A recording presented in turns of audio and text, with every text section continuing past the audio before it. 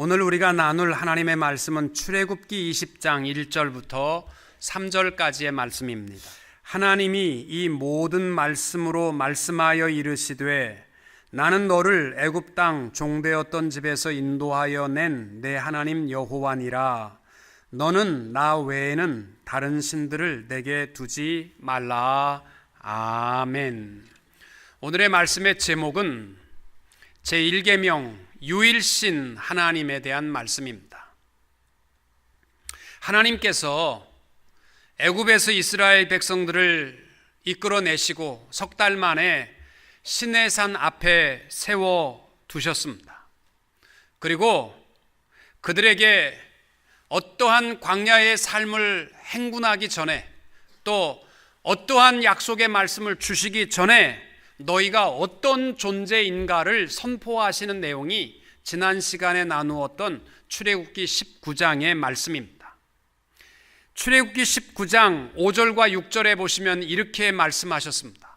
세계가 다 내게 속하였나니 너희가 내 말을 잘 듣고 내 언약을 지키면 너희는 모든 민족 중에서 내 소유가 되겠고 너희가 내게 대하여 제사장 나라가 되며 거룩한 백성이 되리라. 너는 이 말을 이스라엘 자손에게 전할지니라. 아멘. 하나님과 우리와의 관계는요, 언약입니다. 언약을 지키면 여기서부터 하나님과 나와의 관계는 시작된 것입니다. 하나님 어떤 말을 하시든지 하세요. 내 인생은 내 뜻대로 내 생각대로 살겠습니다 라고 살아가는 것은 하나님과 무관한 인생을 살아가는 것입니다.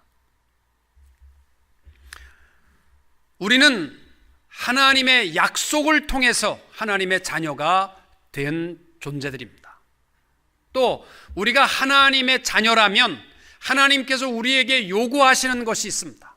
우리의 능력이나 우리의 헌신이나 우리의 봉사나 우리의 재능을 원하는 것보다 우선적인 것은 우리의 성결입니다.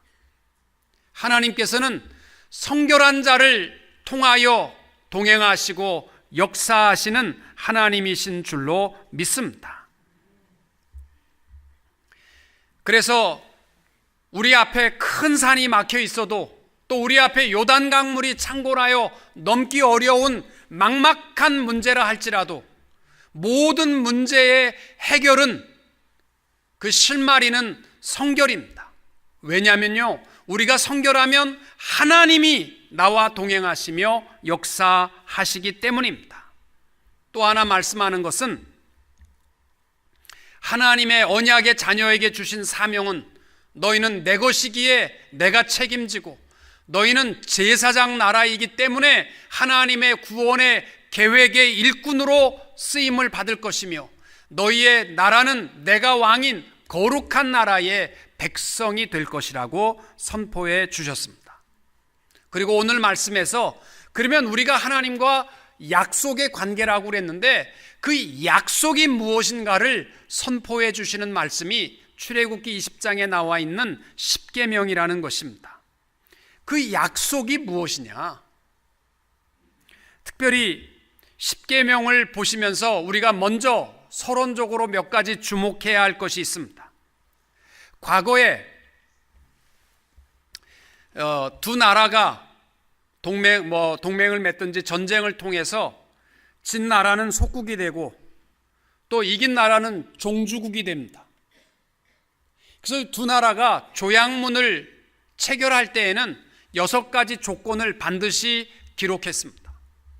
첫째는 프리엠블, 전문을 썼습니다. 왜냐하면 이 종주국 나라가, 이 속국인 나라가 종주국이 어떤 나라인지, 왕이 어떠한 자인지 모르기 때문에 그 왕과 그 나라를 소개하는 문이 프리엠블, 전문입니다. 그리고 두 번째는 히스토리컬 프롤로그. 내가 너희를 위해서 다 없애버릴 수도 있지만 너희를 살려둔다. 또 오늘 말씀해 보면 하나님께서 이스라엘 백성들에게 애굽의 종되었던 너희들을 내가 독수리의 날개로 업어 너희를 자유케 하고 여기까지 인도해 왔다. 이것이 바로 히스토리컬 프롤로그, 역사적 서문입니다. 이것이 끝나게 되면 세 번째로 스티플레이션, 준수 조항을 얘기합니다. 그렇기 때문에 너희는 이러이러한 법을 지켜야 한다. 이것이 오늘 나눌 바로 이 십계명의 말씀입니다. 그리고 네 번째가 blessing and curse. 이 준수 조항을 너희들이 잘 지키면 너에게 후한 상을 줄 것이요, 너희들이 지키지 못하면 그 결과에 대한 저주는 너희가 감당해야 한다는 것입니다. 다섯 번째는 이 조약문의 작성의 증인이 누구누구라는 것을 밝히고, 여섯 번째는 deposit and reading. 이것을 어떻게 보관하고 이것이 낭독하는 즉시 효력이 있다라는 것을 밝히게 되어 있습니다. 여러분, 십계명 영화를 보시면 모세가 십계명을 받아올 때 돌판을 몇 개 받아오십니까? 2개를 받아오지 않습니까? 그럼 많은 사람들이 왜 2개일까 생각 안 해보셨습니까? 많은 사람들이 생각할 때에는 십계명은 2개로 나누어져 있습니다. 1계명부터 4계명까지는 하나님을 향한 계명이고, 5계명부터 10계명까지는 사람들을 향한 계명입니다. 엄밀히 말하면 부모 공경은 하나님을 향한 계명이기도 하고 사람을 향한 계명이기도 합니다. 그래서 아마 두 돌판에는 하나는 하나님을 향한 계명과 하나는 사람을 향한 계명이 써 있을 것이다, 이렇게 추측들을 많이 하는데 그렇지 않고요. 조약문 체결의 원칙을 보면 항상 돌판은 2개로 만들게 되어 있습니다. 그래서 종주국과 속국이 하나씩 나누어 갖게 되어 있습니다. 그것은 다른 말을 기록하는 것이 아니라 똑같은 문장을 쓰고 밑에 서명을 하고, 오늘날도 서로 계약을 맺을 때 똑같은 문장을 나누어 갖듯이 모세가 받은 2 돌판의 하나는 하나님의 것이요, 하나는 이스라엘 백성에게 주시는 계명입니다. 특별히 이 계명을 보면서 우리가 꼭 기억해야 할 것이 있습니다. 그것이 뭐냐면 이 조약문은 선포됨과 동시에 왕이 바뀌는 겁니다. 우리의 인생도 마찬가지입니다. 지금까지는 내가 왕이었고 욕심이 왕이었고 물질이 왕이었다면 이제 하나님 나라의 백성이 되어서 하나님이 왕이 되는 백성이 되어야 할 줄로 믿습니다. 두 번째로 기억해야 할 것은 지금까지 하나님께서는 이스라엘 백성들에게 하시고 싶은 말씀은 다 모세를 통해서 했습니다. 모세야, 네가 백성에게 이와 같이 이를지니라, 내가 말할지니라, 내가 선포할지니라, 이렇게 말씀을 하셨는데 하나님과 우리와 계약을 맺는 데 있어서는요 3자가 필요 없어요. 그 문장을 보게 되면 다 너와 나 2인칭 명사로서 너는 나 외에 다른 신을 내게 있게 하지 말지니라, 모세야 요렇게 말해라, 요렇게 안 했어요. 요렇게 하나님과 나와의 관계가 2인칭 명사를 직접적으로 선포하여 말씀한 것이 십계명입니다. 세 번째 중요한 것이 있다면 2절에 보시면은 나는 너를 애굽 땅 종되었던 집에서 인도하여 낸 내 하나님 여호와니라. 여러분, 십계명은 하나님께서 애굽에서 주신 거 아닙니다. 애굽 땅에 종되었던 자들에게 야, 잘 들어라, 나는 너희를 애굽에서 인도하여 낼 하나님인데 요 계명 잘 지키면 인도하여 너희를 구출해 줄게, 이렇게 말씀한 게 아니고 뭐예요? 시내산에서 너희를 이미 인도하여 낸 나 하나님 여호와라고 선포하십니다. 이 말은 잘 들어보시면 십계명은 구원의 조건입니까? 아닙니까? 아니에요. 구원 받은 거예요. 벌써 구출함을 받은 자들에게 시내산에서 인도하여 내었다. 너희들이 구원받은 백성으로서 나와 함께 살아가게 될 때 지켜야 할 계명이 십계명의 말씀으로 주신 것입니다. 여러분, 한 나라가 독립국가로 존재하려면 최소한도 2가지는 있어야 돼요. 힘과 법입니다. 법이 암만 완벽해도요 힘이 없으면 아무 소용없어요. 폭동이 일어나서 다 뒤집어 법대로 안 하는데 무슨 소용이 있어요. 나라가 존재하려면 힘이 있어야 돼요. 여러분, 그 구소련이 무너지고 많은 나라가 자치나라로서 그 독립을 했습니다. 그때 독립을 한 나라와 독립을 못한 나라의 차이점이 뭐냐면 힘이었어요. 힘. 그 나라가 힘이 있으면, 자치국에 힘이 있으면 독립하는 겁니다. 그리고 힘만 있어도 힘만으로 됐느냐? 아니에요. 그 나라의 독립과 더불어 법적인 모든 것이 완벽하게 설 때에 자치국으로 설 수가 있었습니다. 여러분, 하나님께서 우리 이스라엘 백성들을 애굽에서 이끌어낼 때 그들이 힘이 있어서 끄집어냈습니까? 아니에요. 전적인 하나님의 힘과 능력이었습니다. 하나님께서 기적과 같이 그들을 다 끄집어내셨습니다.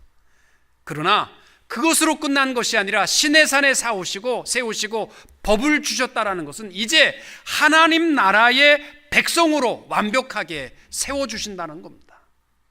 여러분, 우리가 하나님의 자녀, 하나님 나라의 백성으로 살아가는 것도 똑같습니다. 많은 사람들이 하나님의 은혜로 십자가의 사랑으로 구원함을 받았다. 그러니까 나는 죽어도 하나님 나라의 백성이다. 그리고 지 맘대로 살아가는 사람 많아요. 우리가 하나님 나라의 백성이라면 가져야 할 것이 법입니다. 하나님의 계약의 말씀, 언약의 말씀을 붙들고 하나님 나라의 백성답게 살아가시는 성도님들이 다 되시기를 주님의 이름으로 축원합니다. 제일 먼저 1계명에 대해서 우리가 살펴봅니다. 3절에 보시면은 너는 나 외에는 다른 신들을 내게 두지 말라. 여러분, 이 계명 잘 지키십니까? 왜 대답을 안 하십니까? 여러분, 잘 지키십니까? 예, 아멘.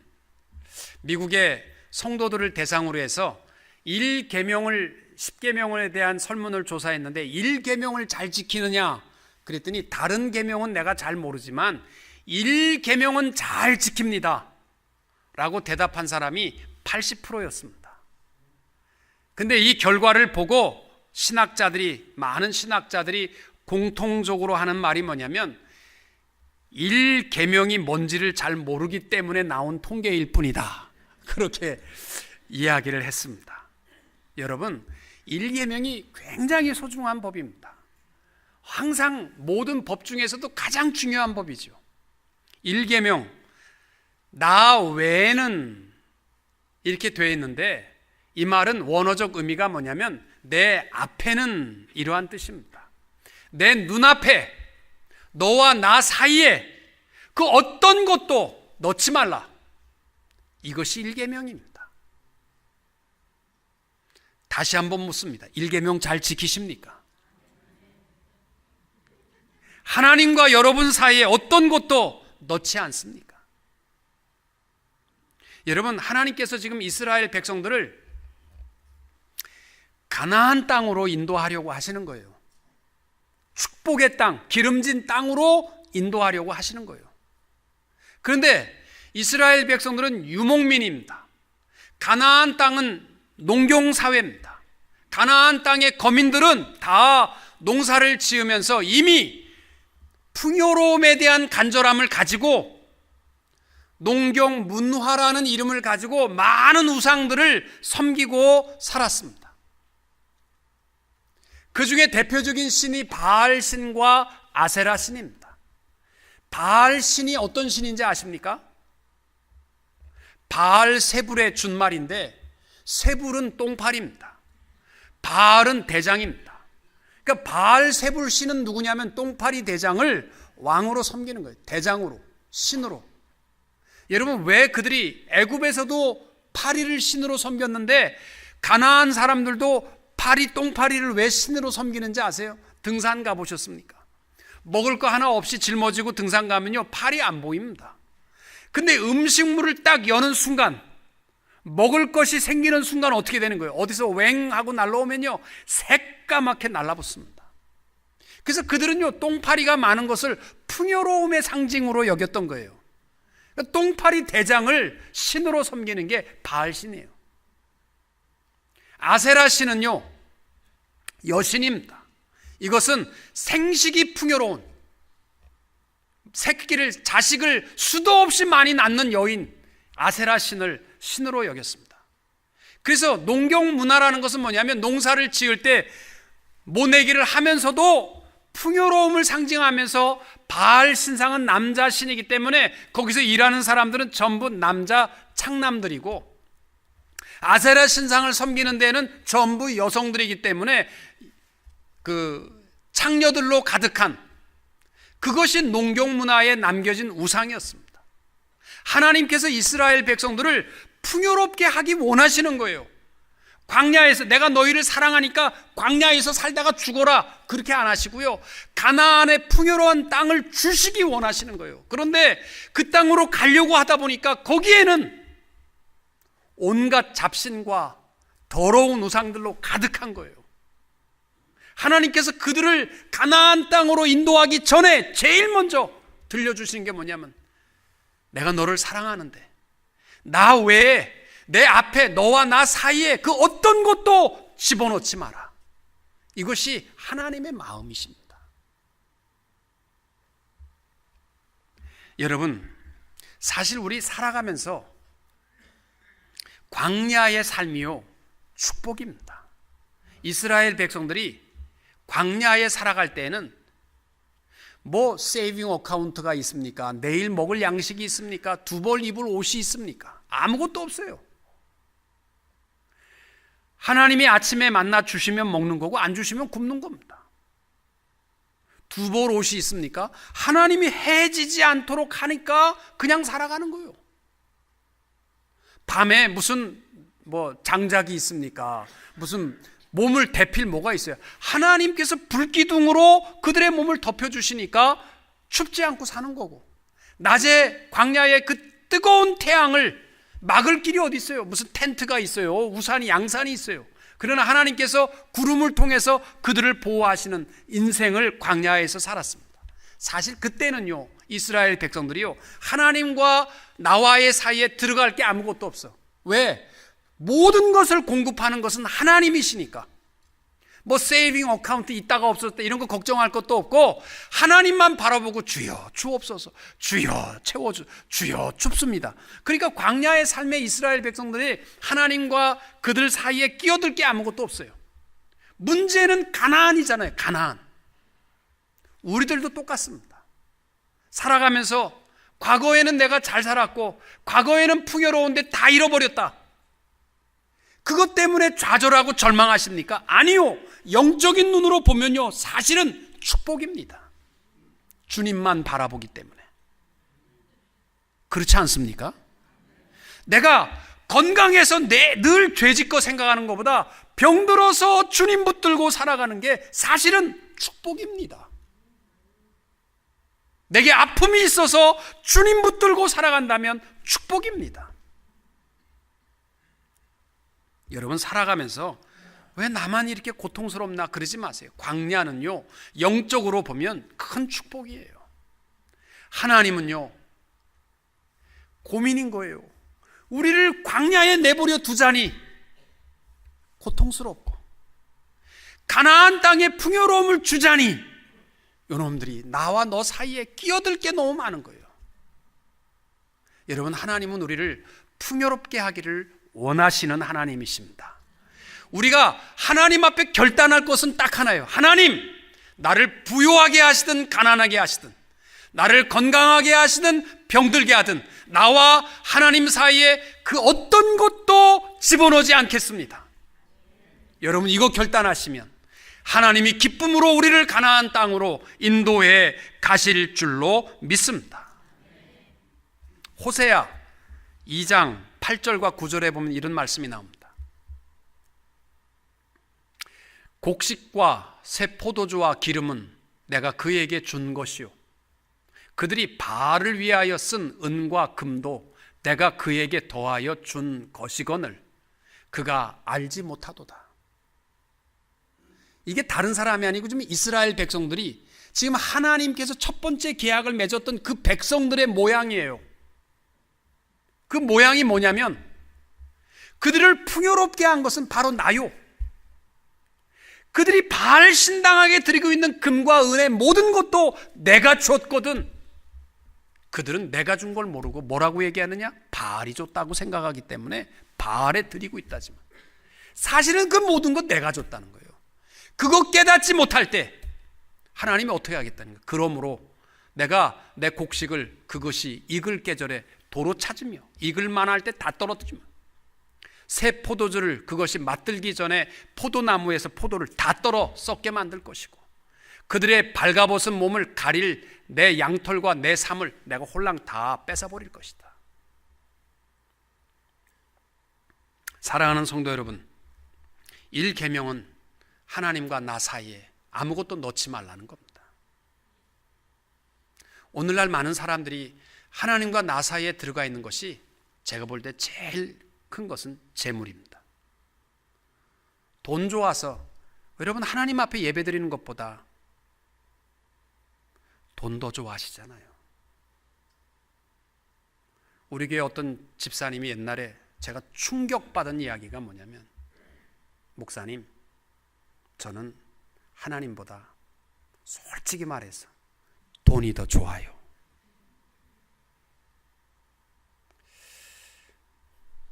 정말 제 어린 마음에 충격이었습니다.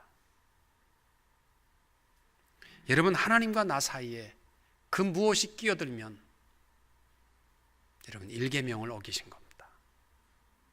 누가 나를 자존심만 좀 건드려도, 내 명예에 아픔을 주기만 해도 하나님으로부터 아이씨 교회 안 나가, 에이 나 떠나, 그런 사람 얼마나 많은지 몰라요.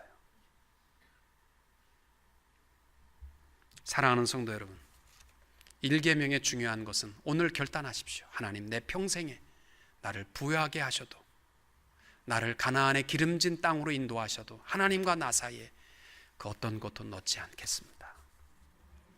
이 결단으로 하나님을 사랑할 수 있게 되시기를 축복합니다. 두 번째로, 다른 신을 내게 있게 하지 말라 하신 말씀. 하나님께서 상식적으로 말하면 첫 번째 계명이면요, 야 내가 여호와야, 내가 살아있는 신이니까 나만 섬겨, 이게 첫 번째 계명일 것 같은데, 하나님이 주신 첫 번째 계명이 뭐냐면 나 외에 다른 신을 내게 있게 하지 말라, 이렇게 말씀하셨습니다. 그 의미가 무엇일까요? 사람은 타락한 사람이든 죄 짓는 사람이든 하나님이 있다고 하는 사람이든 없다고 하는 사람이든 상관없이 누구에게나 다 영적인 갈급함이 있게 하나님이 지으셨습니다. 누구에게나 다 우리에게는요 하나님을 향한 마음을 주셨어요. 전도서 3장 11절입니다. 하나님이 모든 것을 지으시되 때를 따라 아름답게 하셨고 또 사람에게 영원을 사모하는 마음을 주셨느니라. 그래서 하나님이 없다라고 소리쳤던 사람들도 마지막 자기 죽음 앞에 서서는 두려움 속에 오 그리스도여 나를 불쌍히 여기소서 이러고 죽는다고요. 그런데 하나님께서 1계명을 주신 이유가 뭐냐면, 누구에게나 사람은 하나님의 형상을 주시면서 하나님께로 향한 마음을 주셨는데, 그거를 너희 맘대로 하나님께로 향한 마음, 하나님을 만들고 하나님을 스스로 나아가는 길로 찾지 말고 내가 내게 주는 그 길로 오라. 여기서 복음과 종교가 나누어지는 거예요. 종교가 뭐냐면 누구에게나 있는 하나님을 향한 마음을 내가 하나님을 만들어 놓고 내가 그 하나님께 가까이 가보려고 하는 것이 세상적 종교입니다. 복음은 뭐냐면 하나님께서 인간에게 주신 하나님께로 갈 수 있는 방법과 유일한 길, 그것이 복음입니다. 그러니까 기독교는 종교가 아니에요. 뭐냐면 복음의 종교, 복음의 신앙입니다. 여러분, 전 세계 어느 나라를 가보셔도 알지만요, 종교가 없는 나라는 없어요. 어느 나라든지 종교를 섬깁니다. 여러분, 그리고 그 종교를 향한 신심은 대단합니다. 인도의 강에 악어를 섬기는 한 선교사가 가서 보니까, 인도의 한 선교사가 보니까 어머니가 한쪽은 병든 아들, 다리를 쩔뚝거리는 아들, 이쪽은 건강한 아들, 양손을 들고 나일 겐지스 강에 가서 자기의 신은 악어에게 어떤 아들을 드릴까? 병든 아들을 낼까? 건강한 아들을 줄까? 한참을 고민하더니 건강한 아들을 집어던졌답니다. 여러분, 인간이 어디든지 신심이 있어요. 마추픽추에 가시면은요, 잉카 문명의 유적지라고 하는데 가보면 이게 신당인지 집인지를 금방 구분합니다. 자기가 사는 집은요, 돌이 그냥 엉성합니다. 그런데 신당으로 지은 건물마다 얼마나 반듯하게, 튼튼하게, 틈새 하나 없이 신당을 짓습니다. 그들은 악어를 신으로 섬기고, 곰을 신으로 섬기고, 태양을 신으로 섬기고, 인도에 가면 소를 신으로 섬기고, 스스로 신심이 있는데 그걸 너희들 스스로 만들려고 하지 말고 내가 열어놓은 그 길로 오라. 이것이 첫 번째 계명인 것입니다. 우리의 갈증을 우리의 방법대로 하려고 하지 마세요. 오늘날 기독교인들도 보면요, 예배 시간이 좀 답답해요. 목사님 좀 어떻게 뭘 좀 시원하게 뭘 좀 할 거 없습니까? 그건 여러분 방법이고요. 그 시간 있으면 하나님이 원하시는 길이 무엇인가 말씀을 피고 말씀을 볼 수 있게 되시기를 축복합니다. 이사야 45장 5절과 6절, 나는 여호와라, 나 외에 다른 이가 없나니 나밖에 신이 없느니라. 해 뜨는 곳에서든지 해 지는 곳에서든지 나밖에 다른 이가 없는 줄을 무리로 알게 하리라. 나는 여호와라, 다른 이가 없느니라. 이사야 45장 22절, 땅들의 모든 백성아 나를 앙망하라. 그리하면 구원을 얻으리라. 나는 하나님이라, 다른 이가 없음이라. 호세아 13장 4절, 그러나 내가 애굽 땅에서 나옴으로부터 나는 내 하나님 여호와라, 나밖에 내가 다른 신을 알지 말 것이라. 나 외에는 구원자가 없느니라. 아멘. 여러분, 하나님은요, 구약 성경을 보시면은 우상을 섬기는 백성에게는 관심이 없어요. 그런데 하나님이 가장 싫어하는 사람들이 있는데 누구냐면, 하나님을 믿노라고 하면서 우상의 색채를 띠고 있는 혼합 종교의 색채. 성전에 나와서 예배를 드리면서 성전 앞에 바알 신당을 하나 살짝 구석에 갖다 놓는 것. 이게 하나님이 가장 싫어하시는 모습입니다. 우리 한국 사람들이요, 신앙생활하는 분들이 제사 때가 되면 고민이 많습니다. 가정의 평화를 위해서 내가 한번 그냥 절하고 나면 가정이 평화롭고 그저 다 좋은데, 내가 절 안 하면 뭐 너는 뭐 잘났다고 예수 믿는다고 너만 믿냐 막 그래가면서 아주 복잡해진다는 거예요. 그래서 예수 믿는 사람들이 하나님, 나 하나님 사랑하는데 형제들을 위해서, 부모님, 그저 가족들을 위해서 내가 한 번 절하는데 그게 지옥 갈 일입니까? 이렇게 물어요. 근데요, 하나님은 이러한 사람을 가장 싫어하십니다. 하나님을 사랑하면서 살짝 뭐를 좀 더 하려고 하는 사람들. 제 친구가 그런 얘기 하더라고요. 한국에서 자기가 장남인데 교회에서 신실하게 하나님을 사랑한 집사인데 가족들이 모이면 형 절할 안 하는 거 이것 때문에 맨날 싸운다는 거예요. 저한테 어떻게 했으면 좋겠냐고. 안 해야 됩니다. 가족과 함께 설득하십시오. 예수를 믿게 하고 또 그들과 함께 부모의 덕을 기르고 모든 것을 희생하고 헌신해도 그 앞에 절하는 것은 우상입니다.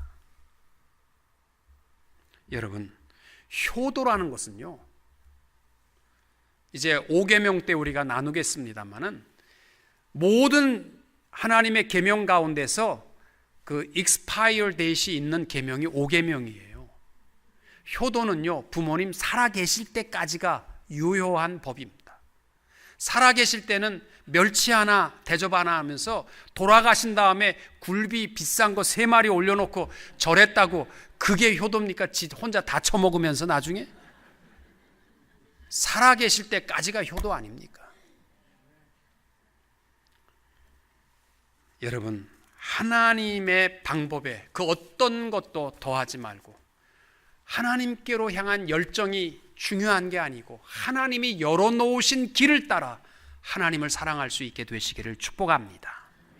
마지막으로 하나님께서 첫 번째 계명을 주시면서 하나님이 선포하는 말씀을 우리가 기억해야 계명이 가볍습니다.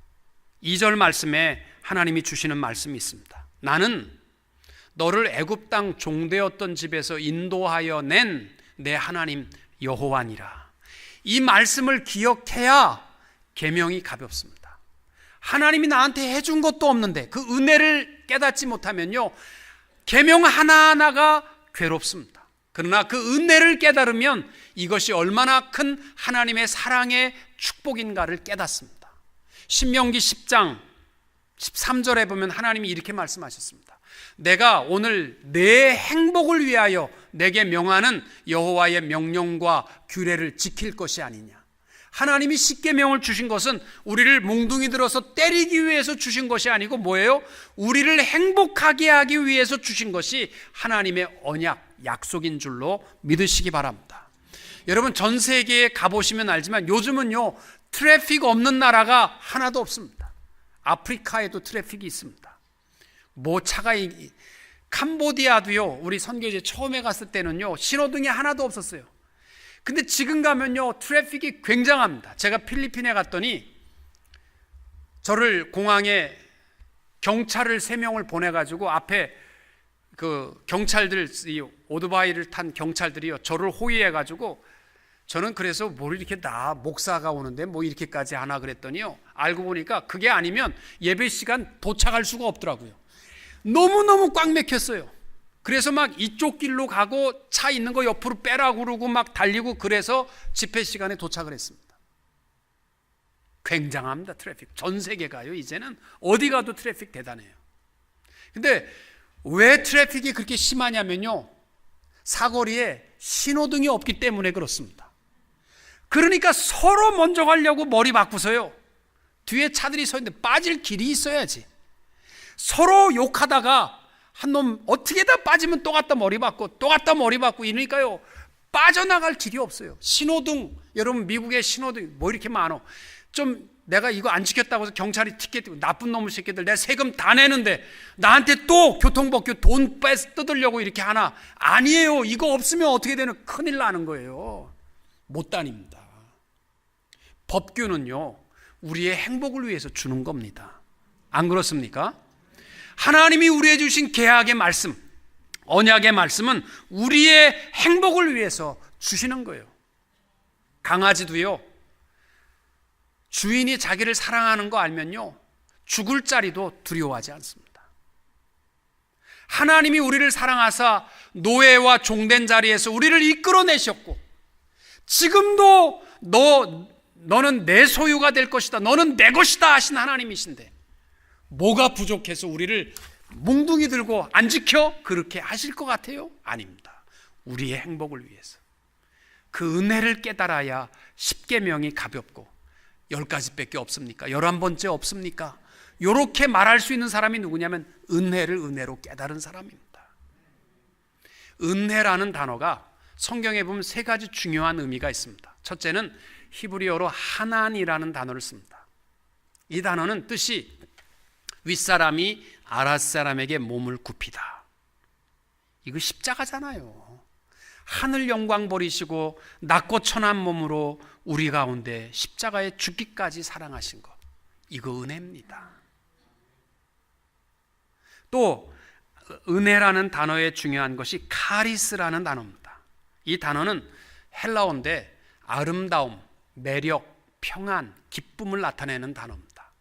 값지고 귀한 것을 값없이 받은 기쁨, 이게 카리스입니다. 여러분, 세상에서 가장 귀한 것은요, 값으로 정할 수 없습니다. 전 세계 가도요, 공기값 받는 나라 없습니다. 우리 숨 한 1분만 숨 멈춰도 우리 딱 다 죽습니다. 뭐 어디 가서 태양값 받는 나라 없습니다. 태양 없으면 다 우리는 얼어 죽어요. 최고의 값진 독생자 예수 그리스도의 선물을 받은 은혜, 그 은혜를 깨닫고 하나님 11번째 계명은 없습니까? 그렇게 고백하는 자들이 되시기를 축복합니다. 은혜의 중요한 또 하나의 단어는 헤세드입니다. 헤세드. 헤세드라는 히브리어 단어는 두 가지의 단어의 합성어입니다. 하나는 친절, 하나는 꾸짖음.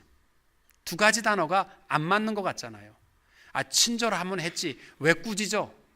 두 가지가 하나님의 은혜입니다. 우리를 무한한 사랑으로 덮어주시지만 진리를 떠난 자에게는 단호하게 꾸짖는 것이 하나님의 헤세드, 은혜인 줄로 믿습니다. 사랑하는 성도 여러분, 은혜를 소유하면 하나님 앞에 서는 것이 두렵지 않습니다.